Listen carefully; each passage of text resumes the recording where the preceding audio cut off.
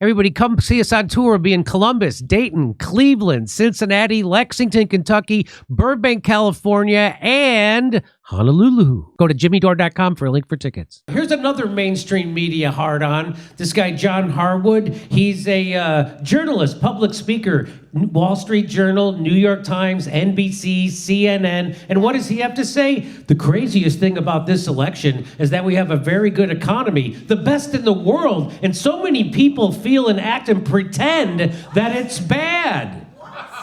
Wow, that's why they call him Hardy Harwood, because he's hilarious. You know, my car was just repossessed, but the guy was just pretending. So what I responded was, 78% of Americans actually live paycheck to paycheck, which is a 6% increase from the previous year. In other words, more than 3/4 of Americans struggle to save or invest after paying their monthly expenses. Half the country can't afford a $250,000 home. 100 million Americans have medical debt. The craziest thing is that people still listen to this guy for their fucking news. That's the craziest thing.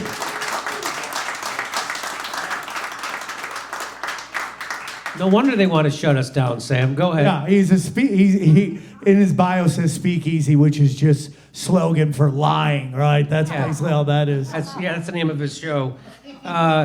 J.D. Sharp says, it's the best economy for who, elites? The craziest thing is you're not feeling the effects of it all, and you are trying to tell people that they aren't. Okay, you are in a bubble sniffing your own corrupt farts for decades.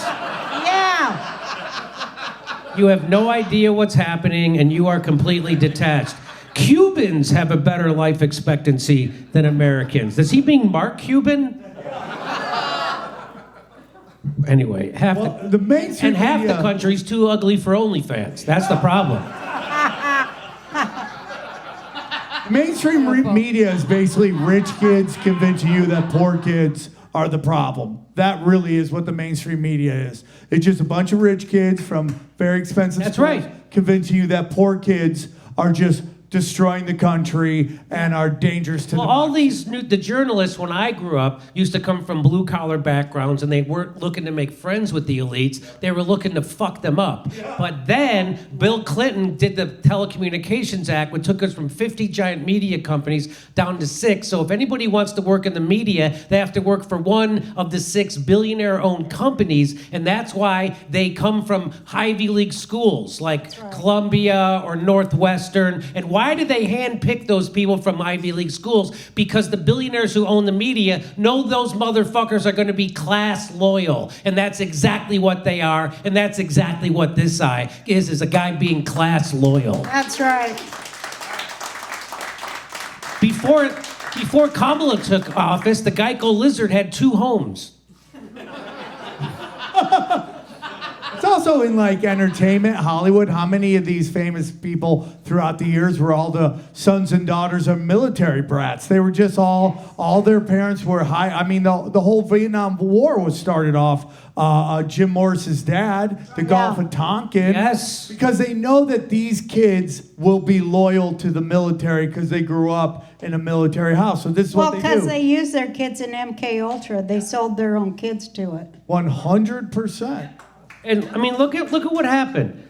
Since Kamala took office, 51% spike in gasoline, 32% in electricity, 23% in airfare, 22% in grocery. The eggs used to be 99 cents a dozen. Now I can't even afford to throw them at Bill Gates anymore. Anyway.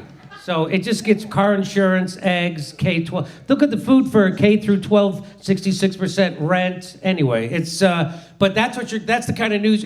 People who make millions of dollars who work for the Wall Street Journal, the New York Times, and MSN, they're like, "What's the problem?" I've heard people in Hollywood, some of my ex-friends in Hollywood, say shit in comedy clubs, and they go, "The economy's great," and I go, "Why do you make you say?" They go, "The restaurants are full." Like, just because you're a fucking pig who eats all the time.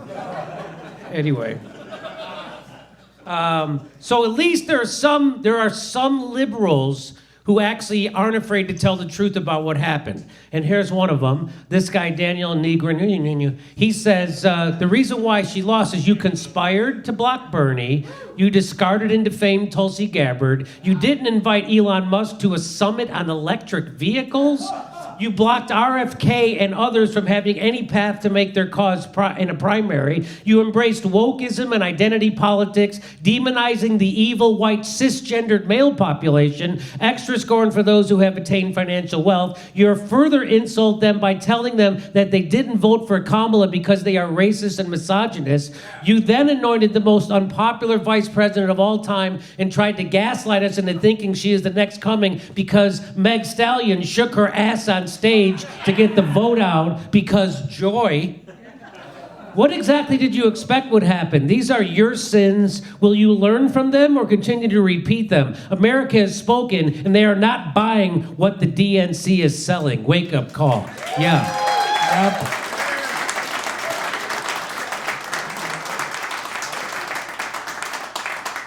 You know Adam McKay, right? Adam McKay, who did that movie, Up in the Air, that's right. And so even, by the way, he's blocked me on Twitter, Adam McKay. I don't even remember. Congratulations. I'm sure he is. A lot of people blocked me over my truth about COVID, and that happened. So I'm sure he didn't want to hear the truth about COVID, so Adam McKay blocked me. But I still can get a screenshot of his tweets, and here's what he said. He said, who would have guessed lying about Biden's cognitive health for 2 years, refusing to do an open convention for a new nominee, never mentioning public health care and embracing fracking, the Cheneys, and a year-long slaughter of children in Gaza would be a winning strategy? Anyone with half a brain? But I thought liberals' whole thing is being smart. It's not. They actually just blindly cheer the parade of rickety optics wrapped up in New York Times fonts that is the modern-day Democratic Party.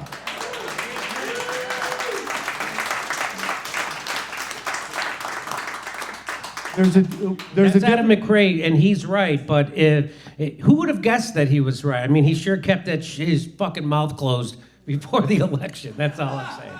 Go ahead. I just think there's a big difference between smart and intelligent, and there's a lot of intelligent people in Hollywood and a lot of intelligent people in the Democratic Party, but they're not very smart. They don't have the wisdom. And basically conformity, you have to conform to move up in those groups. They do not reward thinking outside the box, being your own person, thinking your own self. It's all about conforming to the group, and this is what you get. Everyone convincing themselves that a woman who polled the lowest out of any vice president, including Dick Cheney, would somehow win a national election. It's crazy. No one went, are we fucking nuts? Nobody. They just like, yeah, she's the best. I'm like, how did we get here? They said you were, if you didn't like a woman, if you didn't like this woman, that you were a misogynist. And of course fucking stupid women would say that. But anyway, the point is,